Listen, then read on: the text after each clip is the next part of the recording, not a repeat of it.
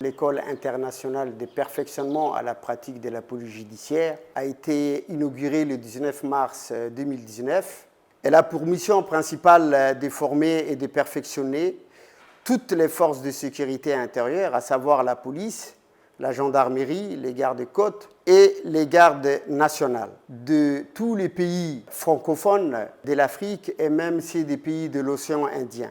Depuis l'ouverture de l'école, environ 450 stagiaires ont été formés ici à l'EI3PJ. Je suis le capitaine Jean-Philippe Tiget. Ma fonction ici est celle de directeur des études.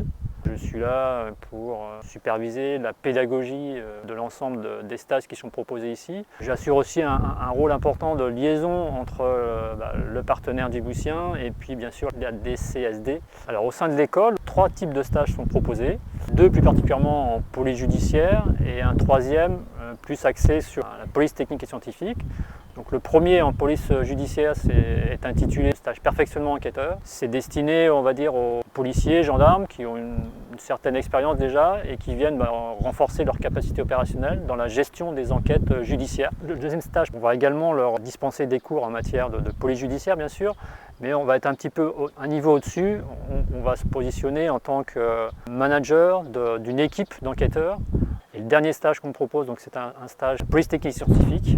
Donc là, ce sont des gens qui vont être amenés à intervenir sur ce qu'on appelle des scènes d'infraction, qui vont prendre en compte ces scènes d'infraction, qui vont être amenés à effectuer des saisies sur ces scènes d'infraction et à exploiter en laboratoire ce qu'on appelle un plateau technique pour révéler les éléments probants de l'enquête. C'est une solution physico-chimique qui est traitée avec des supports non poreux. L'école dispose d'infrastructures modernes. Une salle informatique a été mise en place. Vous avez également un centre de documentation et d'information.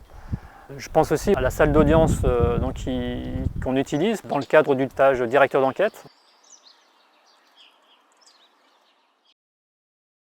Bonjour, je me prénomme Habon Mohamed Abdi, je suis sous-lieutenant de la gendarmerie nationale djiboutienne.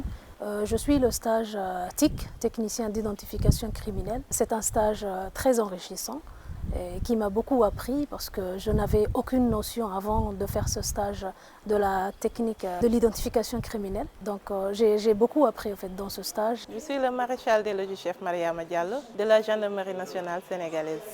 Je suis enquêtrice à la section de recherche de la gendarmerie. Je suis venue faire le stage de directeur d'enquête dès l'instant que dans mon pays, je suis appelée dans quelques années, 2 ou 3 années, à être commandant de brigade, faisant partie des premières femmes nommées commandant de brigade. Et c'est à cet effet que j'ai été désignée pour venir participer. Je m'appelle Gangak Kolani Sougoul, je suis commissaire de police, nationalité togolaise. J'occupe le poste de commissaire de ville, chef service. Je suis le stage de directeur d'enquête. C'est un renforcement de capacité. Le stage de directeur d'enquête, c'est quand même un stage de haut niveau. Les modules enseignés ici, ça nous apprend à gérer les grandes enquêtes dans nos pays. Ça nous a permis aussi de connaître ce que les autres font dans leur pays pour pouvoir améliorer nos pratiques une fois arrivés. Au sein de l'école, c'est vraiment une univers. Donc, le partenariat, c'est bilatéral, c'est-à-dire entre la France et Djibouti. On accueille également des organisations internationales telles que l'ONUDC, l'UNICEF.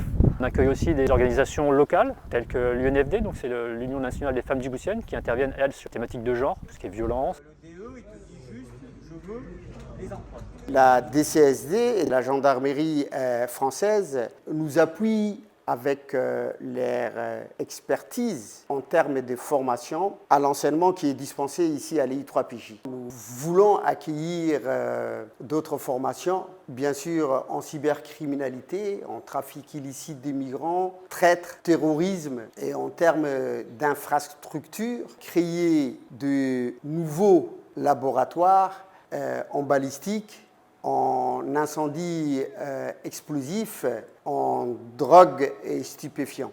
L'EI3PJ aujourd'hui a acquis une certaine renommée ou une notoriété au niveau de la qualité de l'enseignement qui est dispensé ici dans ces pôles d'excellence.